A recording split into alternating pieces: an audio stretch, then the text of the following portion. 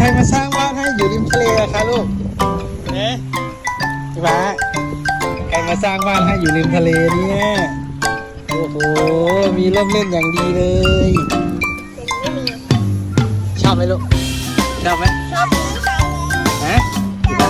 ชอบเล่นทะเลทำไมไม่เล่นน้ำทะเลล่ะชอบเล่นทะเล เล่นทรายก่อน เล่นทรายก่อน ไปเล่นใต้ถุนบ้าน ทรายทำไมมันดำปื้อจังเลยเนี่ย